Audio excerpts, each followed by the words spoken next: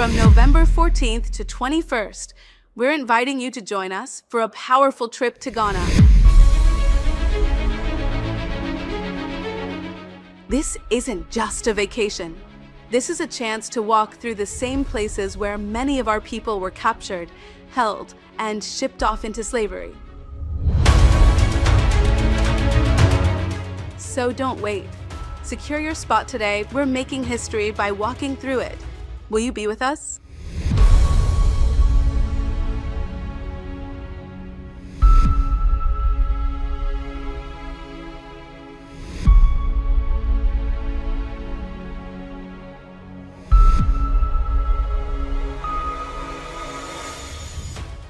Hello and welcome to the African Diaspora News channel. My name is Vuyo Mgwelo. Now, to make sure that you don't miss out on the lunches, make sure you like, click that subscribe button, and let's also talk on the comments down below. Let's engage and start talking about the greatest Mr. Ibrahim Traoré, as is known as the transitional leader of Burkina Faso. We're going to talk about how he has been shaking the core of corruption in Africa for several reasons. So I'm also going to give you some 3 key points explaining why his leadership is threatening the interest of corrupt African elite. Also, the team challenging the Western influence. He has taken a strong stance against the Western interference, particularly from former colonial powers like France. Now, his call for greater African sovereignty and self-determination resonate with many people who feel that corrupt leaders have long been manipulated by external powers for their own gain. We are going to get to refusing to play the game of corruption. So he is not part of the established political elite that has historically been seen as corrupt, making him a threat to the status quo. He's also shown a commitment to transparency and is less willing to engage in patronage networks that often underpin corruption. Also, the rejection of foreign aid with strings attached. So by him distancing himself from foreign aid, especially from Western powers, he challenges the corrupt practices that often accompany like your financial support, which are also used to control African governments through debt traps and dependency. This move also exposes how corrupt regimes have been complicit in accepting foreign aid that also will benefit the elites rather than the general population. Now, also one of his focus on national development and security is that on security, Burkina Faso, from the terrorist threats and also working towards national development, has drawn attention to how corruption in many African governments diverts resources from essential services like your security, education, hurting the poor and marginalized.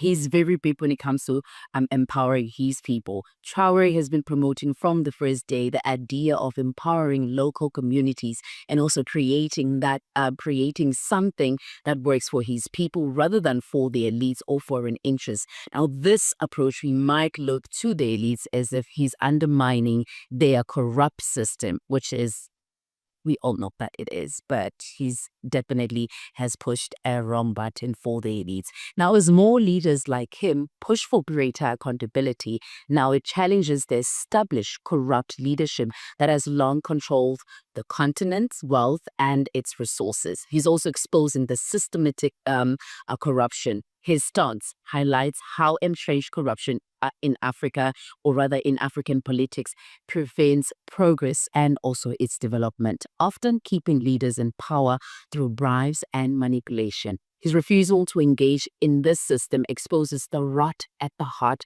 of many African governments. I think this is also inspiring because he's inspiring other leaders, because his leadership also has inspired other African nations, particularly those frustrated with their own corrupt leaders like South Africa, but we haven't seen them stepping out and taking, or looking at the example that he is doing in his country. Now, if you're going to get into, in essence, what Mr. Ibrahim Traoré's leadership represents, I feel like it represents a direct challenge to the corruption that has plagued many African nations. Also, he is exposing the hidden ties between corrupt elites, foreign powers, and their control over the continent's resources. Now, his actions are shaking the foundations of system that benefits a few at the expense of many. What a great leadership. So let's talk about it in the comments down below. Like, subscribe, and I'll see you on the next one. Captain Ibrahim Traoré, the president of Burkina Faso, has once again shaken this continent to its core, exposing the rot of corruption and cowardice that festers among so-called African leaders. This Thursday morning, March 28, 2025, this revolutionary lion handed over a jaw-dropping first batch of equipment under the Faso-Mabo presidential initiative. A bold, audacious move that's got corrupt leaders across Africa trembling in their overpriced loafers. And trust me, they should be embarrassed, because Captain Traoré is showing them up in ways they can't even dream of hiding from. Picture this. Over 900 machines, yes, you heard me right, 900, delivered straight into the hands of the national coordinator of the Faso-Mabo presidential initiative. We're talking 4x4 pickup trucks tearing through the dust, bulldozers ready to reshape the land, hydraulic excavators digging deep into Burkina Faso's future, loader shovels, graders smoothing the path ahead, concrete mixers churning out progress, crane trucks lifting the nation higher, dump trucks hauling away the debris of stagnation, tank trucks, tank transporters, workshop trucks, compactors, mobile projectors, you name it, Captain Traoré's got it covered. This isn't just a handover, it's a declaration of war against underdevelopment. A thunderous slap in the face to every African leader who's been sitting on their hands, counting stolen billions while their people languish in pothole-riddled despair. And let's talk money, because this isn't some half-baked photo-op stunt. This first batch, comrades, is just the opening salvo of a massive acquisition phase costing a cool 200 billion FCFA.